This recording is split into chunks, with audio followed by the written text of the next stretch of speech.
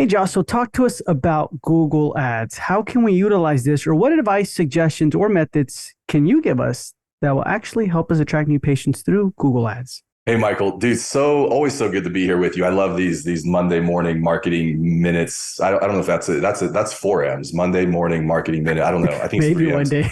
Yeah, I'm changing the title of your show. No, but man, we just had a client, really cool client that went from a startup practice, a startup GP practice that went from 0 to 3 million in revenue in year one. And a lot of that was based around digital ads. And so I thought I'd bring in some of those keys that our team was like, here's why that happened into this episode. So I've got like kind of 4 keys that we observed from a high level on why his ads were so successful. Awesome. Let's get into it, man. Awesome. So number one was he really understood how to scale a campaign. And one of the things I tell people is one of the most valuable parts of a digital ad campaign is understanding the formula that you're building. In fact, a lot of ways that formula is almost more valuable than the actual spend that's happening. And so for instance, let's say you're spending $1,000 a month in Google Ads. And then that generates, I mean, we can put clicks in there if you want, but let's just make it simplify it. Like $1,000 generates 30 phone calls,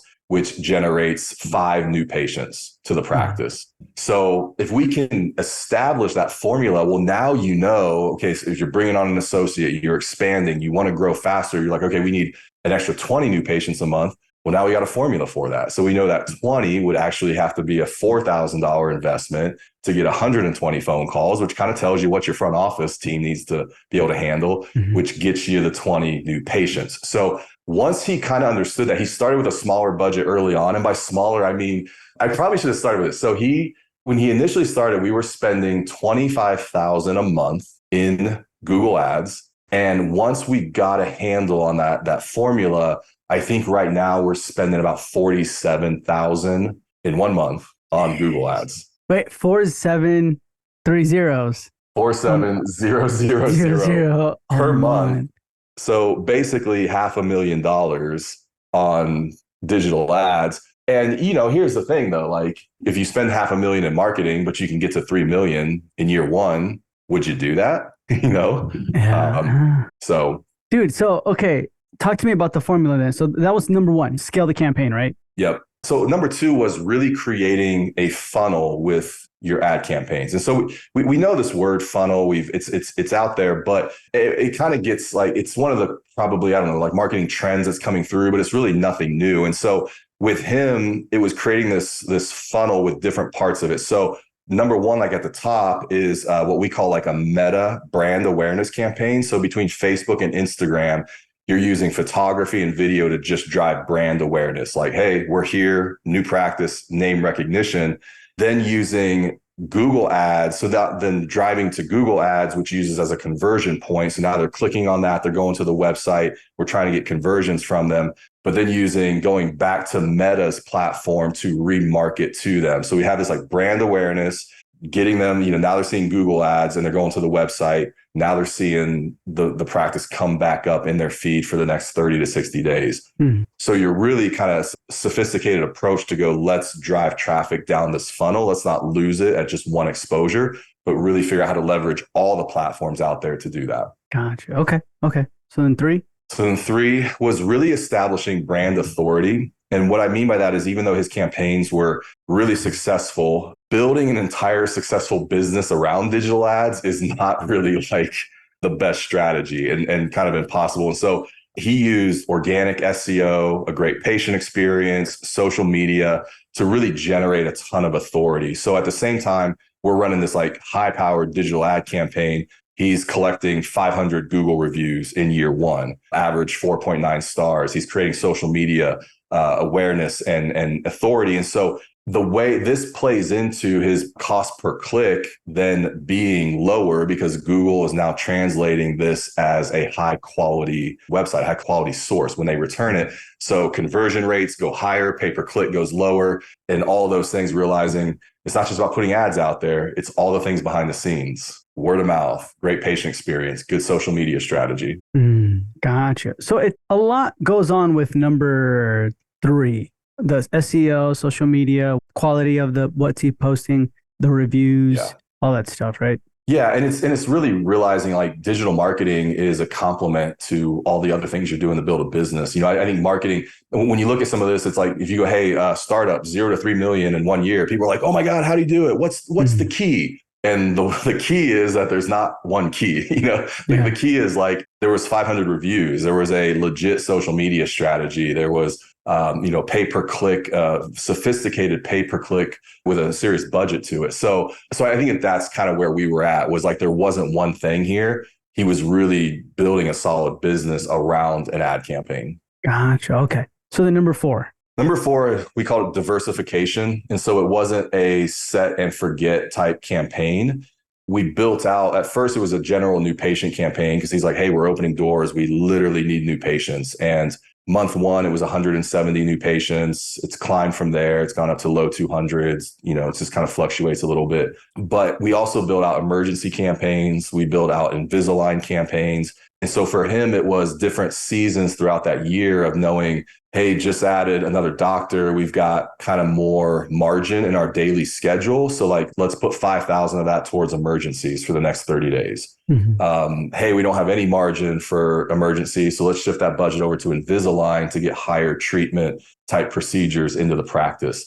And so it's kind of having your base built, but then having some other auxiliary campaigns that you almost pull levers on when you need it based on the needs of the practice. Gotcha. So rewind a little bit. You said at the beginning y'all did a general new patient campaign. What's that look like? Yeah, so he was, so a lot of us, like what I talked about, like brand awareness through the meta channels, with a huge spend in Google, because the majority of it, man, startups, I'm a big believer in, like, you just need new patients in the door. Let's go on Google.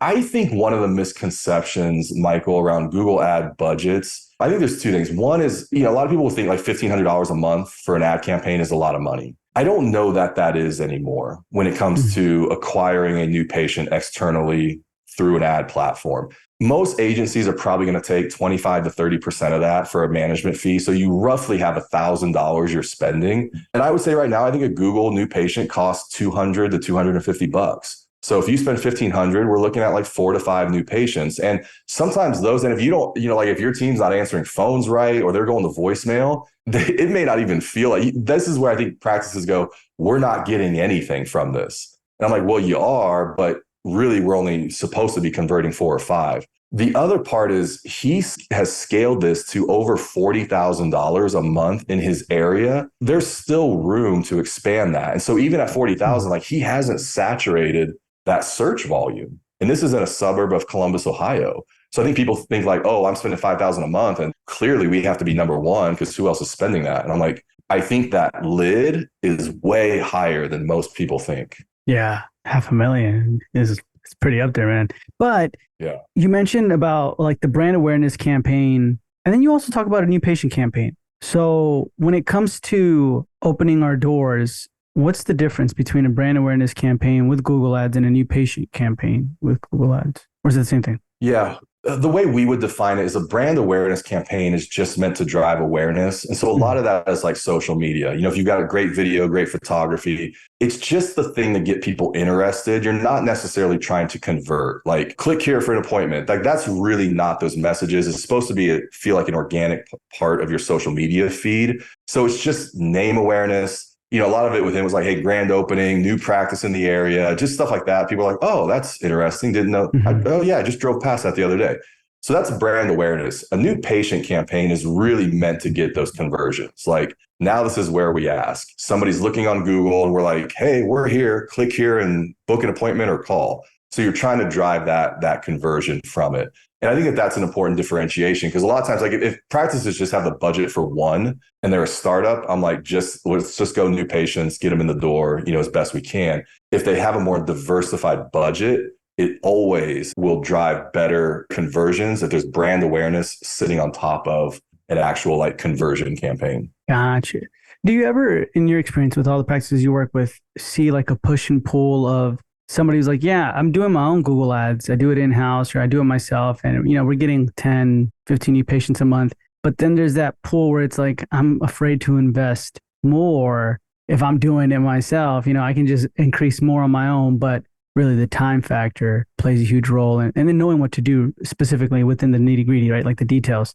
Do you ever see that Yeah. where it's like, I don't know if I should or no? Yeah, a little bit. I would say, and it'd be interesting to ask some of the other agencies as well to get their feedback of that. But I would say we see less and less of that now. 5 years ago, 10 years ago, certainly a lot of people managing their own campaigns. When you get into Google's like ad platform now, I mean, like Michael, I got a big book here on my shelf. It was like from 5 years ago, like learning to. It's like Google certification book. Yeah. It's like this big. I like went through the thing because I was like, I want to understand this. Now, when I get in that ad platform, I'm like, no way, guys. It's too far down the road. I would rather, pay people to really be experts in that. So I think the days of somebody really learning that, getting into it and building an effective campaign, it's more at an agency level now is my take on it. Gotcha. So this is not a form where it's like the more money we throw at it, the more new patients you're going to get. It's more like it has to be very strategic with it, or is it not? No, I think it's both. I do. I think it's like we've got to be strategic, and maybe phase one is the strategy part of what's the campaign look like, and really building out that formula. Like, okay, if we're going to invest, X, and we get this many phone calls, and we're seeing this many new patients, I'm like, great. Once that's established, tell me what you want. Do you want 50 new patients a month? Do you want, he was like, we got to open with at least 150 a month. It's like, all right, so let's reverse engineer that. They cost $250 a piece. How much is that? And so you kind of just start looking at those things and really understanding you've got control over that. I think most of this comes down to just honestly having the guts to make some decisions like that. Like, I think most people would, if I said, give me $500,000 and I'll guarantee a $3 million startup, I think in theory, that's like a real easy decision. I think that's a really tough one to make especially as a new business owner. Yeah, that's tough because it's like, well, I don't know the guarantee. You know what I mean? Like it's you want to believe, and you want to trust it, but then like people have been burned in the past and stuff like that. So it's like you don't know. No, you're smiling because you would feel the same way. Here's a little bit of backstory. So just so this feels like some super anomaly, this was his third startup. The first one went from 1 to 3 million in 3 years. The second one went from 1 to 3 million in 2 years. And so at each step, so when he came to us, he actually switched marketing companies, came to us and said, I think I can go to 3 million in 1 year.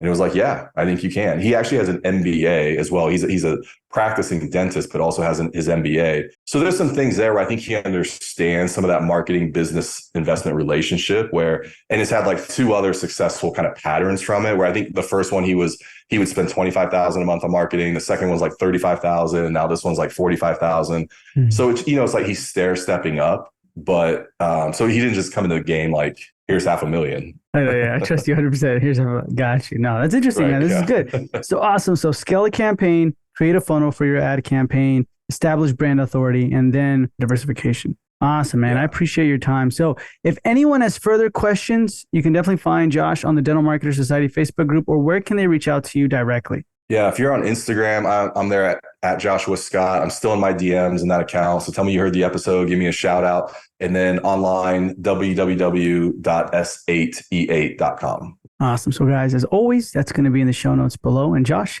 thank you for being with me on this Monday morning marketing episode. Thanks, Michael.